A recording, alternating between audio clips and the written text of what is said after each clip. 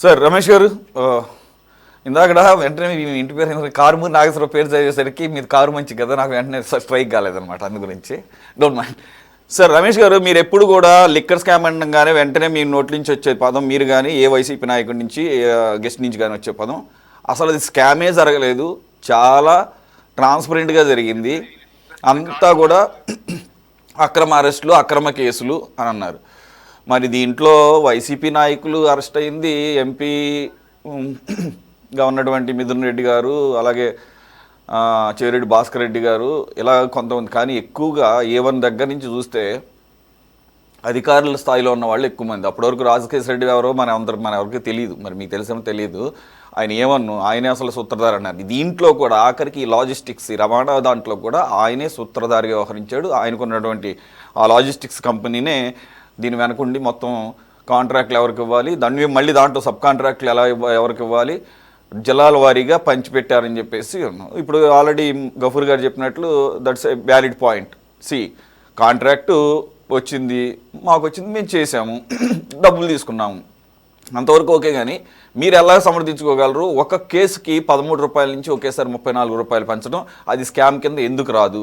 అదే కదా మూలంగా కనబడుతుంది ఇక్కడ. 2 జాయింట్ కలెక్టర్ల స్థాయిలో ఉన్నటువంటి ఈ కాంట్రాక్ట్లు ఇచ్చేటటువంటి అధికారాన్ని సెంట్రలైజ్డ్ చేసి బ్రూవరీస్ కార్పొరేషన్కి ఇవ్వడం ద్వారా వాసుదేవరెడ్డి గారి చేతిలో పెట్టడం. ఆయన కూడా ఈ కేసులో ఉన్నాడు, కానీ అరెస్ట్ అయితే జరగలేదు. ఆయన ఎలా ఎవరు కాపాడుతున్నారో కొంత ఇప్పుడు దీని ద్వారా కొంత అవగాహన వచ్చింది. అంతకుముందే కొంత ఇన్ఫర్మేషన్ ఉంది. ఏంటంటే దీంట్లో ఆయన బావమరిది అవుతారట, ఆయన నరసింహారెడ్డి ఎవరో ఉన్నారు. ఆయన మీ పార్టీలో నుంచి ఇప్పుడు తెలుగుదేశం పార్టీలోకి మారిన ఒక ఎమ్మెల్యే గారి అల్లుడట. సో ఆయనే ఇప్పటి వరకు రావట్లేదు సార్, వాయిస్ రావట్లేదా? మీ వాయిస్ కట్ అయిపోతుంది సార్ నాకు. సరే ఓకే, అక్కడక్కడ వస్తుంది కదా సార్. ఓకే, మీ ఒపీనియన్ చెప్పండి సార్, మీ పాయింట్ చెప్పేసేయండి. ఓకే, మీరు ముగ్గురు మాట్లాడింది కూడా నాకేం అర్థం కావట్లేదు, కట్ అయిపోతుంది. అవునా? ఓకే, చూద్దాం సార్, మీరు మాట్లాడండి సార్. సురేష్ గారు, మీకు ప్యానల్లో ఉన్న సభ్యులకు అలాగే సిటీ 24/7 ప్రేక్షకులందరికీ వెరీ గుడ్ ఈవినింగ్ అండి. ఇప్పుడు సూపర్ 6 బడ్జెట్ ప్రవేశపెట్టారు. ఆ బడ్జెట్ ప్రవేశపెట్టిన తర్వాత సూపర్ 6 హామీల్లో కొన్ని హామీలు ఎగరగొట్టేసి పూర్తిగా బడ్జెట్ లో రకరకాలుగా విచిత్రాలుగా బడ్జెట్ ని ప్రవేశపెట్టి ఈ రోజున ప్రజల ఎదురుగా దోషులుగా నిలబడ్డది కూటమి ప్రభుత్వం. ఈ నిలబడటంలో అందులోనూ also at the same time laddu కల్తీ విషయంలో హెరిటేజ్ యొక్క మూలాలు కూడా బయటపడటంతో ఇందాపూర్ కంపెనీకి హెరిటేజ్ లింకులు వీళ్ళు మార్చేసి ఆ తర్వాత యూనిట్లు వాటిని మార్చుకోవడం, ఈ రకంగా లడ్డూ కల్తీలో హెరిటేజ్ యొక్క మూలాలు బయటపడుతుంటే చంద్రబాబు నాయుడు గారు మళ్ళీ కొత్త డ్రామాకు తెరదీసి ఇదిగో విజిలెన్స్ అండ్ ఎన్ఫోర్స్మెంట్ డిపార్ట్మెంట్ వాళ్ళు మళ్ళీ రిపోర్ట్ ఇచ్చారు. ఈ మద్యం అక్రమ రవాణాలో ఎక్కడైతే కేసులు ఆ డిపోస్ నుంచి APSPCL నుంచి ఆ డిపోలకి తరలించే కాంట్రాక్ట్లు మళ్ళీ కుంభకోణం జరిగింది, 200 నుంచి 400 కోట్ల రూపాయల కుంభకోణం ఇదని చెప్పి మళ్ళీ కొత్తగా ఒక కొత్త కేసును తయారు చేసి ప్రజల మధ్యలో మరొకసారి వైఎస్ఆర్ కాంగ్రెస్ పార్టీ నాయకుల్ని కార్యకర్తల్ని దోషులుగా నిలబెట్టే ప్రయత్నం చేస్తున్నారు చంద్రబాబు నాయుడు గారు, పవన్ కళ్యాణ్ గారు, నారా లోకేష్ గారు. ఖచ్చితంగా, ఎందుకంటే చంద్రబాబు నాయుడు గారు చేసిన కుంభకోణాలు ఇప్పటి వరకు ఈ రాష్ట్రంలో ఎవరు చేసి ఉండరు కూడా.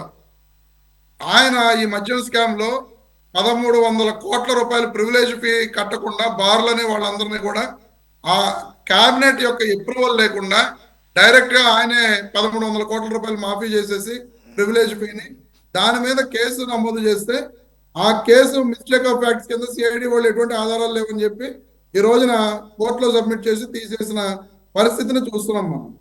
నిజంగా ఈ పొద్దున్న వైఎస్ఆర్ కాంగ్రెస్ పార్టీ ప్రభుత్వం అధికారంలోకి వచ్చిన తర్వాత 2029లో ఈ కేసులన్నీ కూడా ఏమి ఉండవు, ఊరికనే వీటన్నిటిలో కూడా ఎటువంటి ఆధారాలు లేవని చెప్పి తీసివేయాల్సిన పరిస్థితి ఏర్పడుతుంది. కేవలం చంద్రబాబు నాయుడు గారి యొక్క వైఎస్ఆర్ కాంగ్రెస్ పార్టీ నాయకులు దోపిడీదారులు, అక్రమదారులు, వీళ్ళు ప్రజల యొక్క ధనాన్ని దోచేశారు అని చెప్పి చూపించడం కోసం వాళ్ళని అరెస్ట్ చేసి ఆయన యొక్క రెడ్ బుక్ నారా లోకేష్ గారు రెడ్ బుక్ రాజ్యాంగం నడుపుతున్నారు కదండి. ఆ రెడ్ బుక్ రాజ్యాంగంలో భాగంగా నారా లోకేష్ గారు ఎవరెవరైతే ఆయన టార్గెట్ చేసుకుని ఉంచుకున్నారో వాళ్ళందరి మీద ఈ రకంగా అక్రమ కేసులను పెట్టి లోపల వేపిస్తూ ఉంటాడు. వాళ్ళందరూ కూడా మళ్ళీ ఆ నాళ్ళ పాటు వాళ్ళ కోరిక తీరిన తర్వాత ఆ బెయిల్ వస్తుంది, మళ్ళీ బయటకు వస్తారు.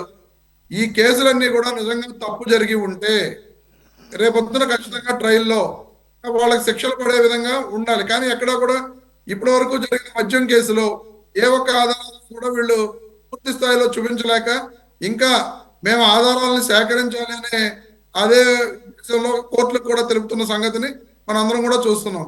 అలాగే లడ్డూ కల్తీ విషయంలో ఏ ఒక్క వైఎస్ఆర్ కాంగ్రెస్ పార్టీ నాయకుడి పేరు లేకపోయినా, ఒక్క వైఎస్ఆర్ కాంగ్రెస్ పార్టీ నాయకుడి పేరు లేకపోయినా మేమే ఆ లడ్డూ కల్తీ చేశామని చెప్పి మొట్టమొదటి నుంచి కూడా వైఎస్ఆర్ కాంగ్రెస్ పార్టీ నాయకులు ఆ దేవదేవుడు వెంకటేశ్వర స్వామి యొక్క లడ్డూని కల్తీ చేశారు, దేవదేవుడికి అపచారం చేశారు వీళ్ళు అని చెప్పి ఎన్ని రకాలుగా వీళ్ళు దుష్ప్రచారం చేశారు మన అందరం కూడా చూసాం.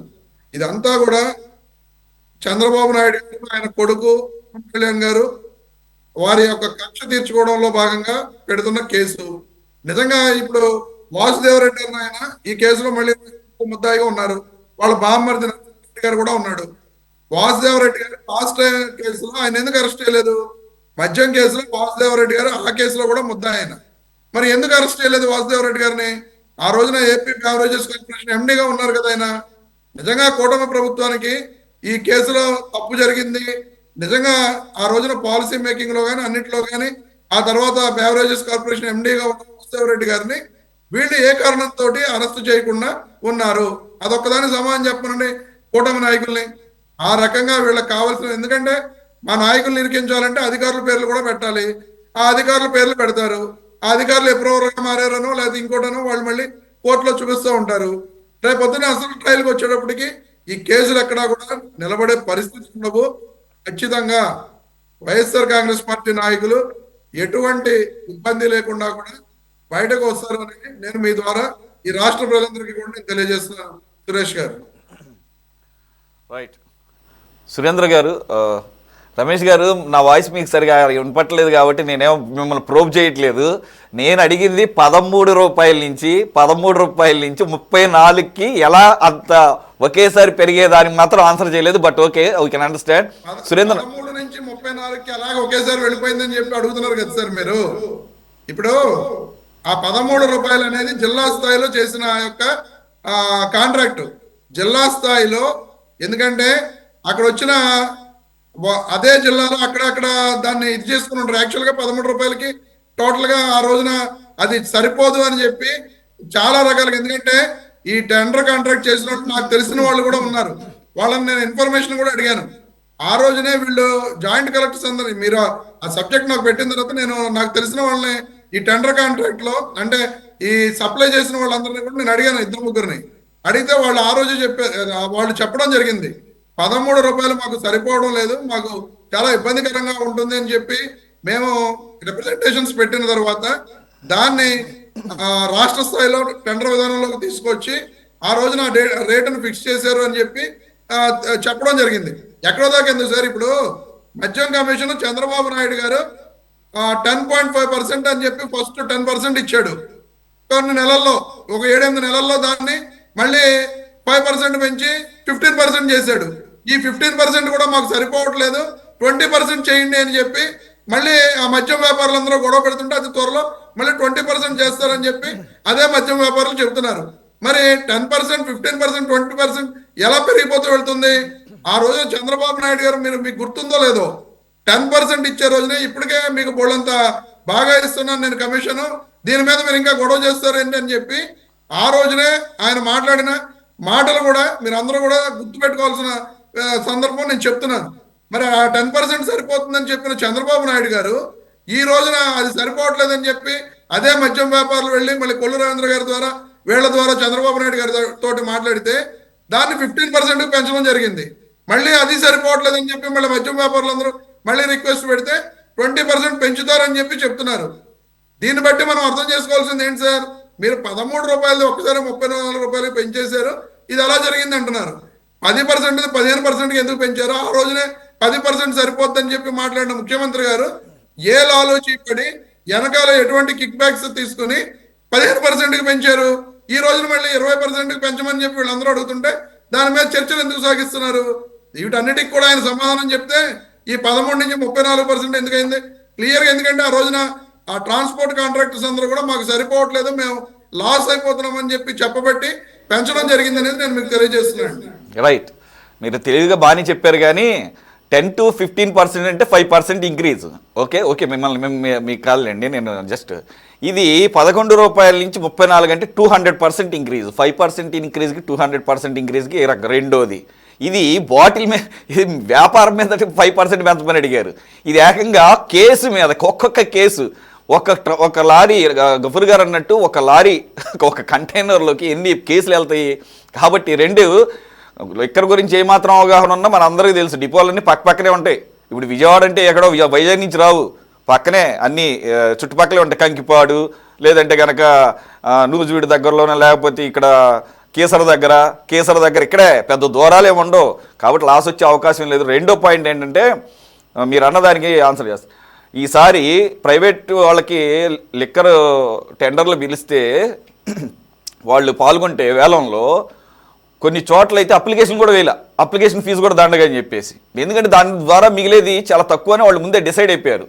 కొన్ని చోట్ల అయితే తీసుకున్న తర్వాత కూడా మేము నిర్వహించలేమని చెప్పేసి షాపులు వదిలేసి కూడా వెళ్ళిపోయారండి. కాబట్టి ఇప్పుడు ప్రస్తుతానికి ఒక్కొక్కళ్ళే 10-15 షాపులు రన్ చేస్తే కానీ వాళ్ళకి ఆ 10% 15%తో రన్నింగ్ కానిటువంటి పరిస్థితి ఉంది. నేనేం సమర్థించట్లేదు, కానీ దీన్ని దృష్టిలో పెట్టుకొని బెల్ట్ షాపుల కన్నా కూడా ఘోరంగా టైమింగ్స్ అయిపోయిన తర్వాత కూడా 24 అవర్స్ కూడా వాళ్ళు అమ్ముకోవడానికి చూసి చూడనట్టుగా ఎక్సైజ్ అండ్ పోలీస్ వాళ్ళు కూడా వదిలేస్తున్నారు అనేది కూడా అక్కడ కొంత అది కూడా కారణంగా చెప్తున్నారు. కానీ ఇవన్నీ కూడా రీజన్స్, సరైన రీజన్స్ కాదు. ఏమన్నా వాళ్ళకి ఇబ్బందిగా ఉంటే కమిషన్ పెంచడం, టైమింగ్స్ అవన్నీ కూడా నామ్స్ని ఫాలో అవటం, అది చేయాల్సినటువంటి పని. సరే, మొత్తానికి మీరు అన్నదానికి అది ఒక ఇవ్వాల్సినటువంటి ఇది పర్సంటేజ్ అది ఇది ఒకటి కాదు, కంపారిజన్కి అసలు దగ్గర కూడా లేదు.